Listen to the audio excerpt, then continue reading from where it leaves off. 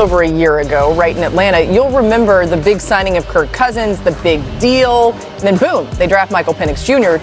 in the first round of the 2024 NFL Draft. Cousins struggles. The Falcons made way for the rookie, Penix Jr., to take over at quarterback, and now Cousins is in limbo. And so here's more from Cousins himself on leaving Minnesota in the first place. This is pretty interesting. He said, certainly, if I had that information around free agency, he's talking about them drafting Penix, it would have affected my decision. I had no reason to leave Minnesota with how much we loved it there if both teams were going to be drafting quarterback high. But I've also learned in 12 years in this league that you're not entitled to anything. It's all about earning your spot and proving yourself. So I don't know. I felt like that's one of the more revealing things he said about all this. He's been pretty quiet about the decision to leave Minnesota in the first place. And Graz, you followed this story really closely when it all went down. So what do you think of these comments? Yeah, very similar to what his agent was saying the night that Penix got picked. Right. They weren't up front with us about this and all. Now, leaving Minnesota, Minnesota tried to keep him. Atlanta was offering a lot more in guaranteed money. He's coming off an injury. That probably had a lot to do with it. But no, he did not know they were going to draft a quarterback in the first round. And obviously, having been benched for Michael Penix last year, his hope going into this offseason was that they would cut him. Or if not, then they would trade him. But they refused to cut him, and they haven't found a trade partner. So he is, as you say, in limbo as Penix's backup. Unless somebody comes with a much more significant trade offer than has been presented to Atlanta so far, I think that's where he starts the season. And look, Penix got hurt a lot in college. The Falcons would tell you they don't mind having a veteran back up there in case something does happen. So, and Kirk's not going to rock the boat. That right there is as controversial as Kirk's ever going to get. So I don't think he's going to cause any problems. He's probably going to be a help to Michael Penix. Yeah, listen, and Alan, you know this as well, playing the league. You're not owed anything. These teams don't owe you anything out here. And it's unfortunate what happened as far as the Falcons going out there and picking Michael Penix Jr. But at the same time, it's like you got an opportunity to double dip and secure your long-term, your future quarterback in that young man. But Graz, I think you brought up a great point. This fact that Michael Penix Jr., he has a very long injury history dating back into his days at Indiana University. So if you're the Atlanta Falcons, what better backup plan than to have a guy like Kirk Cousins, just in case something happens at the quarterback position? Because we see it every Sunday. Something always happens in the National Football League as far as quarterbacks going down. So having that safety net in Kirk Cousins really is a great thing for the Atlanta Falcons. Along those lines, it just makes me think, maybe there's another team that unfortunately something happens to their quarterback and they say we need Kirk Cousins, which ultimately could allow them to offer a little more. Part of what Kirk's hoping for. Right, exactly. Field, let's spin it forward a little bit toward Michael Penix. He got a chance last season, but it was later in the year. What are you expecting to see from him in this offense in year two? Yeah, Laura, essentially 3 games last year for Michael Penix Jr. So a small sample size, but there was some good there. This is a player who I think at the end of this upcoming season will be able to put up a ridiculous YouTube cut-up of his best throws because the arm talent is very special. What we need to see more of from Michael Penix Jr., and he absolutely has this within him, is just strike throwing. In 2 of his 3 starts last year, he was below 55.5% completion percentage. Now, part of that is due to the fact that he's got this absolute rocket launcher arm, so you're unafraid to test defenses down the field, Michael Penix Jr., but a bit more sort of rhythm throws to kind of get a player warmed up, not dissimilar to like a basketball player who needs to make a couple of layups or mid-range jumpers before they start to drain threes throughout the course of the game. So there's plenty of talent there. I don't think Michael Penix Jr.'s accuracy is an issue whatsoever long term. We just didn't see the best view of it right away, Allen, in those 3 games last season. And I think he's poised for a big year. He's not one of those younger quarterbacks coming into the NFL that's 20, 21 years old. He has a lot of experience. He played a lot of football in college. And now when you add into some of the weapons that he have around him, those guys have also now played a lot of football. You have Drake London, you have Darnell Mooney, you have Bijan Robinson, and you have Kyle Pitts. So the guys around him, he has the weapons. And even in college we saw when he has the weapons around him, he can make plays. So last year being able to see him get his feet wet a little bit, because it's a lot different when you're testing that arm in practice, going against some practice squad players or going against, the second team defense. But now when you actually are able to get those reps on Sunday to be able to see what you can and can't do against live bullets, against number 1 defenses, he got that experience last year. So, last year was big for him. I always remember talking to Eli Manning and he always, thinking back to his rookie year, he said, I'm glad I did both. I'm glad I sat and I'm glad I played, because then by the time I was the starter the next year, I felt like I had a little bit of that experience. So I'm glad you brought that up, because I actually was on the sideline for that Raiders-Falcons game, which was the last game before Penix took over. And the entire time, he was totally dialed into whatever Cousins was doing. I think you brought up a really great point that Cousins may be a big help for him. It's kind of a gift to have somebody like that.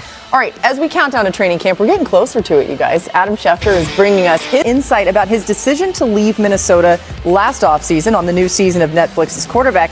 He said, quote, certainly if I had that information around free agencies talking about them drafting Michael Penix Jr., it would have affected my decision. I had no reason to leave Minnesota with how much we loved it there if both teams were going to be drafting a quarterback high. But I've also learned in 12 years in this league that you're not entitled to anything. It's all about earning your spot and proving yourself.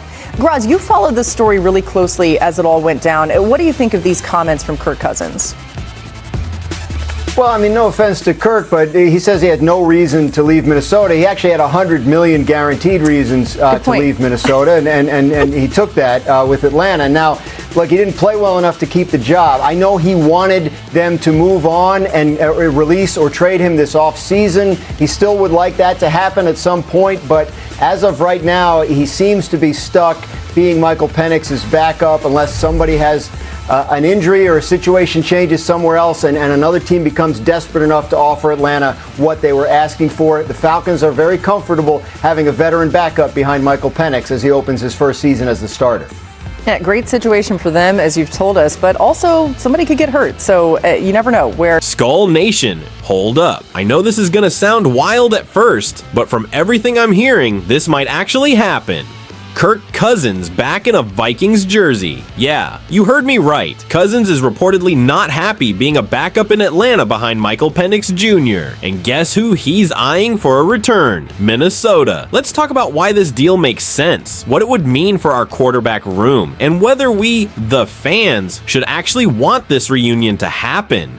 So here's where things stand. Kirk Cousins signed that $180 million deal with the Falcons last offseason, but then they went out and used the number 8 overall pick on Michael Penix Jr., who they clearly see as their QB of the future. Fast forward to now, and Cousins doesn't want to ride the bench. According to multiple sources, he believes he's still a better quarterback than Penix. And honestly, looking at the tape, I don't think he's wrong. And here's the kicker. Kirk is reportedly open, even excited, about the possibility of returning to the Vikings. The front office, from what's being said, they're interested too. This is not just some media fantasy. The framework of a deal is being discussed, and things are starting to heat up. Let's be real. The Vikings quarterback situation is far from settled. J.J. McCarthy is our future, no doubt, but is he ready to lead a playoff team today?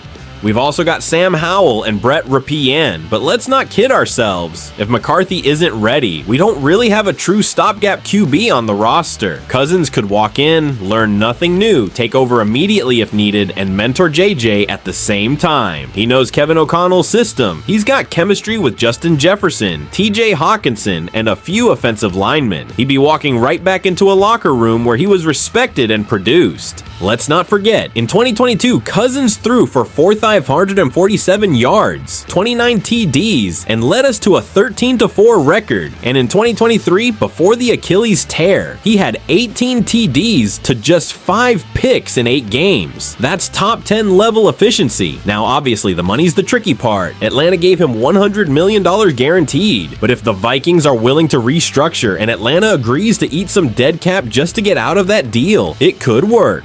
The current deal being discussed would reportedly send a depth player and late-round pick to Atlanta in exchange for Cousins, with Minnesota only on the hook for a portion of the salary. It's basically a rental and insurance plan, but one that gives you elite QB play if McCarthy isn't ready by mid-season. Smart move, low risk, potentially high reward. So let's talk football for a second. Cousins as the bridge lets McCarthy develop without the pressure of being thrown into the fire too early. You protect your young weapons, Addison, Ty Chandler, the rookie WRs, from instability at quarterback, and most importantly, you stay competitive in a wide open NFC North. And don't give me the "he left already, let it go" narrative. This is business. Cousins didn't burn bridges in Minnesota. He was respected, well-liked, and produced. You ask Justin Jefferson or Hawkinson if they'd like Cousins throwing to them again. I'd bet they're not opposed. Now, personally, I was ready to move on from Kirk last year. I wanted the rookie era to begin, and I still do. But I also want McCarthy to succeed, not just survive. If bringing Cousins back gives the kid time to learn and gives us insurance if injuries hit or the kid isn't ready, I'm on board. This isn't 2020. This is a team with a real shot at the playoffs if we get consistent quarterback play. So here's my question to you, Skull Nation.